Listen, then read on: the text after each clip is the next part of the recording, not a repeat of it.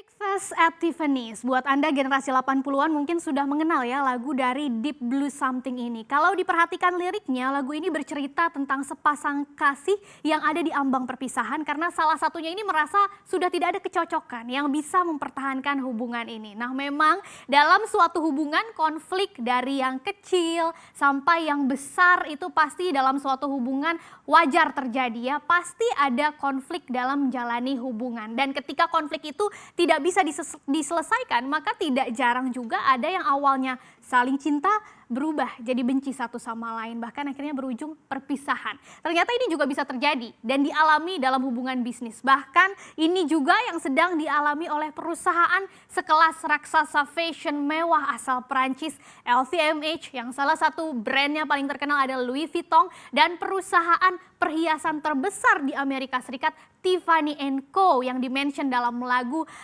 Breakfast at Tiffany's tadi ya. Nah, apa sih sebetulnya masalahnya? Seperti apa perjalanan bisnis keduanya, LV dan Tiffany ini yang berubah dari cinta jadi benci? Kita akan bahas bersama. Kalau dilihat kisah cinta dua perusahaan ini dimulai ketika tahun lalu, tepatnya tanggal 25 September 2019, LVMH ini sudah sepakat untuk mengakuisisi atau membeli Tiffany dengan harga $135 per saham atau dalam bentuk tunai begitu ya, senilai dengan 16,2 miliar dolar Amerika Serikat. Jumlah itu setara dengan 226 triliun rupiah. Jadi alasan membelinya karena dilihat menarik ya. Ini menjadi akuisisi terbesar juga oleh LVMH bahkan di industri barang mewah. Batas waktu penyelesaian proses akuisisi ini waktu itu ditetapkan paling lambat adalah 24 November 2020. Jadi kesepakatannya sudah dari tahun lalu, tapi batas waktu penyelesaian akuisisinya 24 November 2020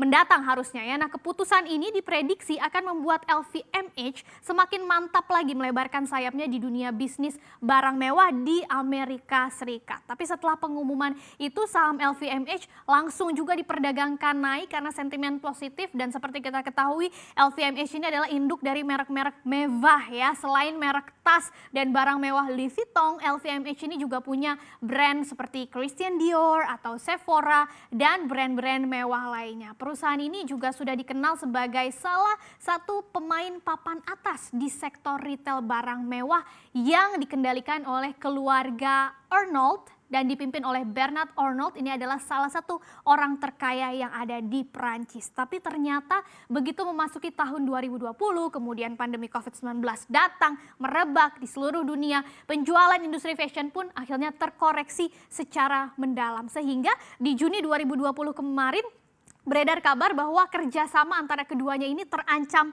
gugur ya, atau batal, tidak berlanjut sesuai dengan perjanjian awal mereka. Dan saat itu saham Tiffany & Co juga sempat anjlok bahkan sampai 9%.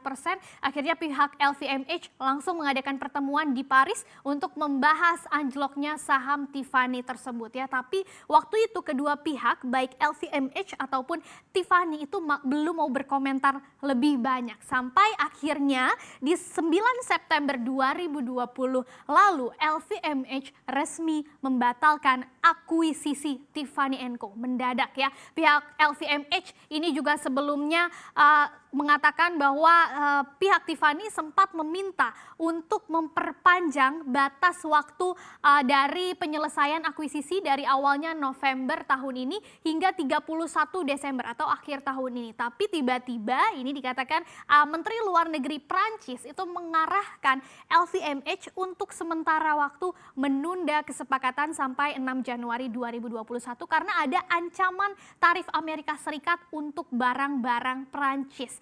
Nah, untuk itu LVMH perlu waktu tambahan supaya bisa mengetahui dampak dari potensi tarif Amerika Serikat pada barang-barang Prancis ini seperti apa. Jadi tidak bisa menyelesaikan akuisisi sebelum akhir tahun ini dan akhirnya lebih memilih untuk membatalkan kesepakatan. Selain itu LVMH juga menilai manajemen Tiffany ini melakukan atau sepertinya salah mengurus perusahaan atau salah mengelola perusahaan.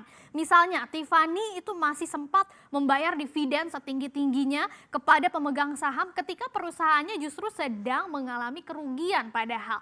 Dan tidak ada perusahaan mewah lain di dunia yang melakukannya selama krisis pandemi COVID-19 ini. Belum lagi ada rencana pemotongan modal sampai juga pengambilan utang tambahan di tahun ini. Kemudian Alasan lainnya juga terkait dengan dampak pandemi COVID-19 ya yang sudah membuat kinerja keuangan perusahaan ini merosot sehingga harga beli Tiffany tadi yang sudah ditetapkan di awal dinilai kayaknya kurang pas dengan kinerja keuangannya. Sementara pihak Tiffany juga menolak untuk menegosiasi harga. Begitu berita ini keluar terkait dengan pembatalan akuisisi, saham Tiffany juga langsung ambles 10%. Akhirnya pihak Tiffany pun menggugat atau mengajukan gugatan terhadap LVMH untuk memaksa pihak LVMH menyelesaikan kesepakatan seperti yang sudah disepakati di tahun lalu. Menurut Tiffany, permintaan dari pemerintah Perancis tadi untuk menunda akuisisi karena tarif Amerika Serikat tidak memiliki dasar hukum. Selain itu, Tiffany juga menuduh LVMH justru sengaja mengulur-ngulur waktu untuk menghindari penyelesaian kesepakatan akuisisi ini. Dan tidak tinggal diam, pihak LVMH juga akhirnya malah menggugat balik Tiffany karena merasa LV itu yakin bahwa LVMH punya hak untuk tidak mengakuisisi Tiffany karena ada sejumlah hal yang memang belum terpenuhi. Nah, seperti apa sih sebetulnya kinerja keuangan kedua perusahaan ini? Kita lihat pandemi virus corona memang sudah menghantam sektor retail mewah dengan keras ya. Penurunan penjualan ini bahkan belum pernah terjadi sebelum-sebelumnya setelah selama 1 dekade ini tumbuhnya cukup luar biasa. Dengan pariwisata internasional yang hampir terhenti, maka bisnis Tiffany dan barang mewah lainnya itu otomatis terpukul karena banyak yang mengandalkan pembeli besar dari China yang berlibur ke toko-toko utama mereka di tempat masing-masing termasuk di Amerika Serikat untuk Tiffany untuk berbelanja tas hingga berlian secara royal. Nah, secara umum kalau dilihat secara industri dulu ya, pendapatan industri mewah itu turun sekitar 35% di sepanjang tahun ini dan diperlukan waktu hingga tahun 2022 sampai 2023 bahkan agar pendapatannya bisa kembali ke level normal. Dan kalau kita lihat secara spesifik baik LVMH atau Tiffany & Co sebetulnya mengalami hal yang sama gitu ya. Ada penurunan kinerja di sepanjang tahun ini. Kita lihat datanya berdasarkan laporan keuangan masing-masing baik LVMH atau Tiffany & Co. Untuk LVMH terlebih dahulu untuk pendapatannya sendiri di kuartal yang berakhir Juni 2020 kemarin turun sebanyak 26,67% ya. Sementara untuk laba bersihnya sendiri atau net income-nya itu ada di angka 261